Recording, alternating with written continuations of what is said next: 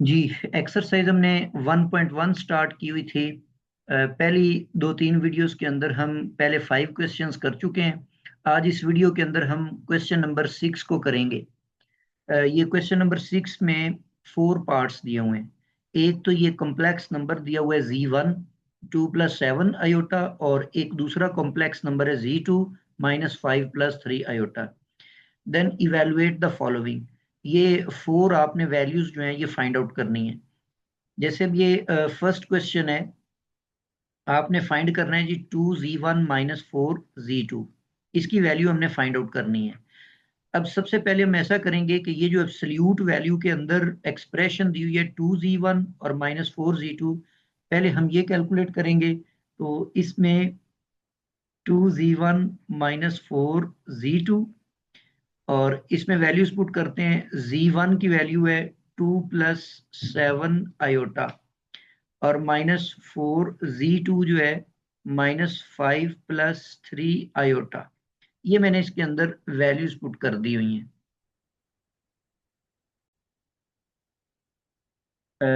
Next हम ऐसा कर रहे हैं जी 2Z1 -4Z2। ये 2 को मल्टीप्लाई कर दिया 4, 7 से मल्टीप्लाई किया 14 आयोटा, -4 को मल्टीप्लाई करेंगे 20 आ जाएगा, और -12 आयोटा आ जाएगा। तो 2Z1 -4Z2 is equal to 4 और 20 जो है ये हमारे पास बन जाएगा 24, और इसके साथ 14 आयोटा में से -12 आयोटा आपने करना है, तो ये 2 आयोटा बन जाएगा। नेक्स्ट हम इसमें इसकी मॉडुलस लेंगे, इसका मॉडुलस फाइंड करते हैं। इसका जब हम मॉडुलस लेंगे, टेकिंग टेकिंग मॉडुलस, ये बन जाएगा 2Z1 -4Z2। इसका मॉडुलस लेंगे, और राइट हैंड साइड पे आपके पास है 24 का स्क्वायर और 2 का स्क्वायर, और इसका स्क्वायर रूट। 24 का स्क्वायर होता है जी 5576, और 2 का स्क्वायर होगा 4। इन दोनों को हम कर देंगे ऐड, ये बन जाएगा जी 580।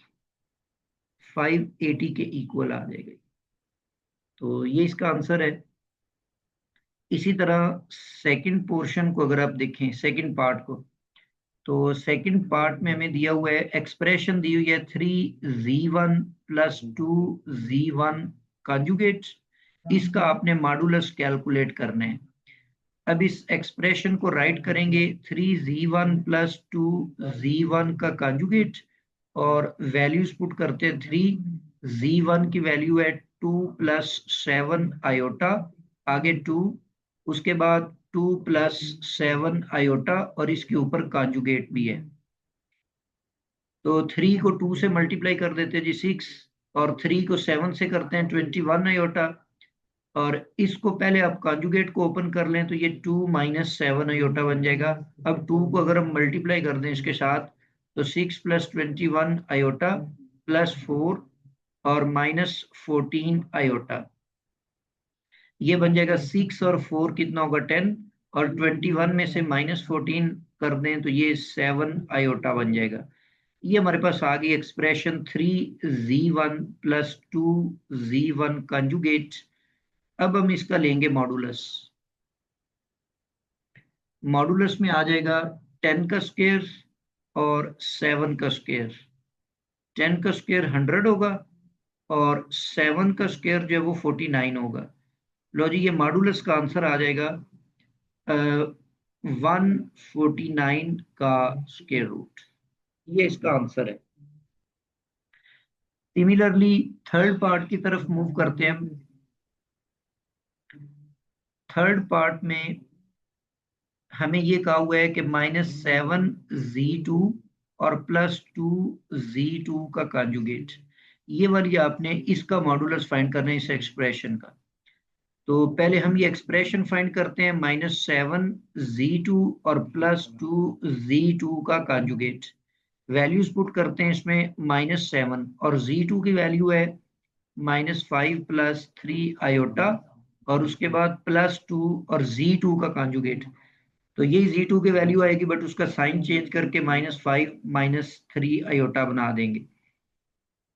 -7 को -5 से मल्टीप्लाई किया 35 बनेगा और -7 को 3 से मल्टीप्लाई करेंगे -21 आयोटा आ जाएगा। इसी तरह 2 को -5 से करेंगे -10, 2 को -3 से करेंगे -6 आयोटा बनेगा। ये हो जाएगा 35 में से 10 अगर माइनस करें तो 25 और -21 और -6 होगा -27 आयोटा। ये आपके पास एक्सप्रेशन आ गई। अब आपने इसका मॉडुलस फाइंड आउट करना है। तो taking modulus on both sides -7 Z2 + 2 Z2 का कंजुगेट और 25 का स्क्वायर लेंगे और इसके साथ -27 का स्क्वायर लेंगे। इस सारे का करेंगे हम स्क्वायर रूट। अब इनके स्क्वायर्स को आप फाइंड कर लें। इसमें अब 25 का जो स्क्वायर है ये 625 होगा और 27 का जो स्क्वायर है ये 729 होगा। इनको हम आपस में ऐड कर देते हैं तो ये 1354 इसका आंसर आ जाएगा। इसी तरह जब हम फोर्थ क्वेश्चन की तरफ चलते हैं, अब फोर्थ क्वेश्चन में Z1 + Z2 का क्यूब लेकर फिर मॉडुलस लिया हुआ है, बट यहाँ पर हम ये कंसेप्ट यूज करेंगे कि Z1 + Z2 इसका जो क्यूब है इस क्यूब का मॉडुलस इक्वल होगा Z1 + Z2 के मॉड के क्यूब के। ठीक है ना, मतलब क्यूब लेकर मॉड लें या मॉड लेकर क्यूब लें, बोथ आर सेम। तो सबसे पहले हम Z1 + Z2 फाइंड करते हैं। तो Z1 + Z2 की वैल्यू पुट करते हैं। Z1 है 2 + 7 आयोटा और Z2 की वैल्यू है -5 + 3 आयोटा। तो ये बन जाएगा Z1 + Z2 is equal to 2 और -5 होगा -3 और 7 और 3 होगा 10 आयोटा। अब अगर हम इसका मॉडुलस लें Z1 Z2 मॉडुलस बन जाएगा -3 का स्क्वायर और 10 का स्क्वायर। Z1 + Z2 इसका मॉडुलस इक्वल होगा 9 + 100। तो 9 + 100 की वैल्यू होगी 109, इसका स्क्वायर रूट आ जाएगा। तो अब हम वो जो ऊपर मैंने आइडेंटिटी लिखी है उसको यूज करते हैं। Z1 + Z2 इसका होल का क्यूब और इसका मॉडुलस ये इक्वल होगा Z1 + Z2 का मॉड और फिर इसके ऊपर क्यूब। तो ये बन जाएगा Z1 + Z2 का मॉड हमने निकाला हुआ है 109 का स्क्वायर रूट। अब ये क्यूब जो है इसको हम ऐसे लिख सकते हैं 2 + 1। तो इसको दो दफा लिखेंगे पावर को अलग-अलग करके। तो 109 के स्क्वायर रूट का स्क्वायर और 109 का स्क्वायर रूट, ये दोनों कैंसिल आउट हो जाएंगे। तो रिजल्ट आ जाएगा इसका 109 और साथ में 109 का स्क्वायर रूट, ये इसका रिजल्ट होगा।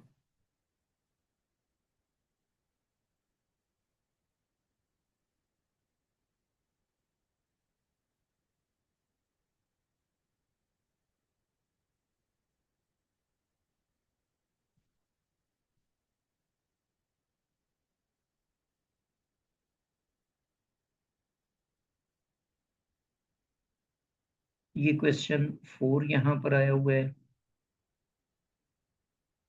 अच्छा, ये मैंने ना इसको दूसरे तरीके से किया हुआ है, मतलब क्यूब ओपन करके उस तरीके से। तो ये काफी लेंथी हो जाता है इस तरीके से। तो जैसे हमने पहले किया हुआ है उस तरीके से आप इसको कर लेंगे। ये अल्टरनेटिव जो मेथड है ये भी साथ में गिवन है जी। क्वेश्चन नंबर 7 पर आ जाते हैं जी हम। क्वेश्चन नंबर 7 में कह रहा है जी, show that iota raise to power n + 1 और plus iota raise to power n plus 2 plus iota raise to power n plus 3 plus iota raise to power n plus 4 is equal to 0। हमने इसको proof करना है जी, ये 0 के equal है। अब इसमें हम लेफ्ट हैंड साइड ले लेते हैं। लेफ्ट हैंड साइड के अंदर iota raise to power n plus 1 है, और इसके साथ iota raise to power n plus 2 है, और iota raise to power n plus 3 है, और plus iota raise to power n plus 4 है। इनमें से अगर आप iota raise to power n ले लें कॉमन, तो ये बन जाएगा आयोटा प्लस आयोटा स्क्वायर और आयोटा 3 और आयोटा 4। इनको फर्दर अगर हम सिंप्लीफाई करें तो आयोटा स्क्वायर -1 होता है। आयोटा क्यूब को हम राइट कर लेते हैं जी, आयोटा इंटू आयोटा स्क्वायर, और इसको लिख लेते हैं आयोटा स्क्वायर होल का स्क्वायर। ये बन जाएगा iota raise to power n और आयोटा -1। इस आयोटा स्क्वायर को आप लिखेंगे -1, तो ये माइनस आयोटा हो जाएगा, और इस आयोटा स्क्वायर के ऊपर चूंकि स्क्वायर है तो ये -1 का स्क्वायर पॉजिटिव 1 आ जाएगा। आयोटा माइनस आयोटा से कट जाएगा, 1 -1 से कट जाएगा। Iota raise to power n into 0 जो है ये 0 के बराबर आ जाएगा, और यही हमारी राइट हैंड साइड। इस तरीके से हम इसको सॉल्व कर लेते हैं। यहाँ पर इसको मैथमेटिकल इंडक्शन एक मेथड है, उस तरीके से भी किया हुआ है, और ये जो नेक्स्ट अल्टरनेटिव मेथड जिस तरीके से मैंने अभी किया है वो भी साथ में गिवन है। नेक्स्ट आपके पास है जी question number 8। Find the least positive value of n if 1 plus iota divided by 1 minus iota raise to power 2n is equal to 1। n की आपने वैल्यू फाइंड करनी है। अब हम इसको ऐसे करते हैं कि इसको पहले सिंप्लीफाई कर लेते हैं। ये जो पावर के अंदर वाली रकम है इसको कॉन्जुगेट से मल्टीप्लाई भी कर देते हैं और कॉन्जुगेट से डिवाइड भी कर देते हैं, और इस सारे की पावर जो है वो है 2n इज इक्वल टू 1। ये बन जाएगी 1 प्लस आयोटा का स्क्वायर और डिवाइडेड बाय 1 स्क्वायर और माइनस आयोटा स्क्वायर। सारे की जो पावर है वो 2n है, इक्वल टू 1 है। स्क्वायर को ओपन करेंगे, 1 का स्क्वायर और इसके साथ आयोटा का स्क्वायर, फिर 2, पहली रकम 1 है और दूसरी रकम आयोटा है, और डिवाइडेड बाय 1 का स्क्वायर 1 होगा, आयोटा स्क्वायर जो है वो -1 के साथ +1 हो जाएगा, और इस सारे की पावर हम ले रहे हैं जी 2n इक्वल टू 1। मजीद सिंप्लीफाई करें, 1 का स्क्वायर 1, आयोटा का स्क्वायर -1 प्लस 2 आयोटा और डिवाइडेड बाय 2। इसमें से अब ये जो 1 और -1 है ये आपस में हो जाएंगे कैंसल आउट। बाकी आपके पास बच जाएगा 2 iota divided by 2 raise to power 2n is equal to 1। अब 2 से कैंसिल आउट होगा तो आयोटा की power 2n is equal to 1 आ जाएगा। अब हम ये जानते हैं कि आयोटा का स्क्वायर जो होता है ये तो -1 होता है, और आयोटा की पावर जो 3 है वो माइनस आयोटा है। आयोटा की पावर 4 जो है ये 1 आ जाता है। तो इसका मतलब है कि इसी तरह आयोटा की पावर अगर आप आगे देखें तो 8 जो है वो भी आपके पास इक्वल टू 1 होगा। आयोटा की पावर 12 जो है, इसका मतलब है कि पावर जो है वो 4 का मल्टीपल होना चाहिए। तो 4 का मल्टीपल होने के लिए ये आप पावर में देखें 2n है, इसका मतलब है 2 तो पहले यहां पर मौजूद है। तो पहली बात हम ये देखते हैं कि exponent must be multiple of 4। 2n must be a multiple of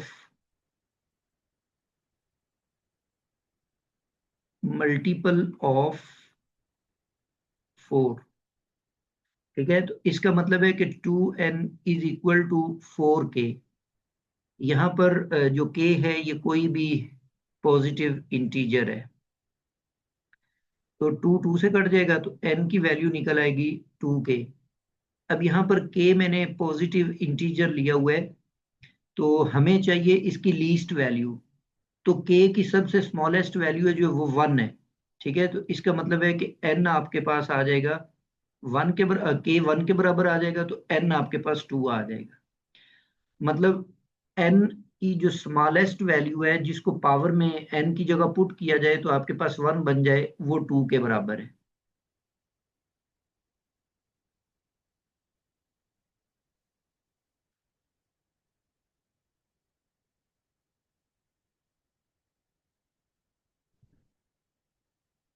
last question है क्वेश्चन नंबर 9। इसमें हमें गिवन है कि वैल्यू ऑफ आयोटा n आपने फाइंड करना है, जबकि n जो है वो ग्रेटर देन 4 है। तो वो ये कह रहा है कि इसकी जो वैल्यू है आयोटा की, n की वैल्यू ये बराबर होगी iota raise to power r, where r is the remainder when n is divided by 4। अच्छा, अब यहाँ पर एक कंसेप्ट हम यहाँ पर यूज करने वाले हैं। नंबर थ्योरी के अंदर हम इसको यूज करते हैं। मिसाल के तौर पर जब आप 15 को डिवाइड करते हैं ना 4 के ऊपर, तो 4 3 इज द 12। तो 15 में से 12 माइनस करें तो ये भी आपके पास 3 आ जाएगा। इसका मतलब है कि 15 को आप राइट कर सकते हैं, ये जो ऊपर आपके पास है ना 3 क्वोशंट वाला, इसको आप मल्टीप्लाई कर दो इस डिवाइजर 4 के साथ, और प्लस इसमें रिमाइंडर जो है ये नीचे वाला 3 रिमाइंडर होता है, इसको ऐड कर दो। अब 4 3 12, 12 और 3 15।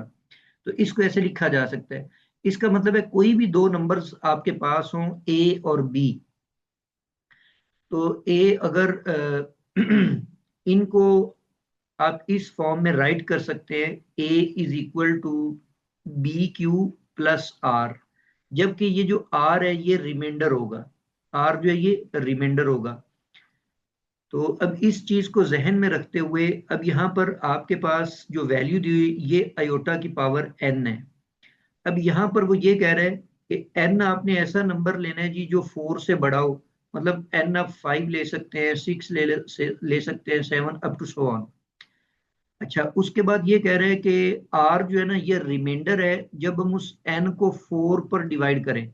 मतलब जब आप 5 को 4 पे डिवाइड करेंगे तो 1 आएगा, 6 को डिवाइड करेंगे 2 आएगा, 7 को डिवाइड करेंगे 3 आएगा। इसी तरह से ये चलता हुआ जाएगा। आपने प्रूफ ये करना है कि ये जो iota raise to power n है ना ये आयोटा की पावर r के बराबर है। r जो है ये रिमाइंडर है। अब यहाँ पर अगर हम इसी थ्योरम को इस्तेमाल करें जो ऊपर हमने लिखा है, यूक्लिडियन थ्योरम इसको कहते हैं, तो इस सूरत में n को चूंकि हम 4 पे डिवाइड कर रहे हैं तो 4 इसका डिवाइजर है, तो इसलिए हम इसको लिखेंगे 4q। q कोई भी कोफिशिएंट हो सकता है और प्लस r। ठीक है, r रिमाइंडर है। अब जारी बात है कि रिमाइंडर जो है वो 4 से स्मॉलर ही होगा, तो इसलिए हम r के बारे में यहां पर लिख देते हैं कि r इज ग्रेटर और equal to 0 and less than 4। ठीक है, r हमेशा 4 से स्मॉलर होगा। मजीद अगर हम ये वैल्यू पुट कर देते हैं, आयोटा की पावर n थी, तो n की वैल्यू हम पुट कर रहे हैं जी 4q प्लस r।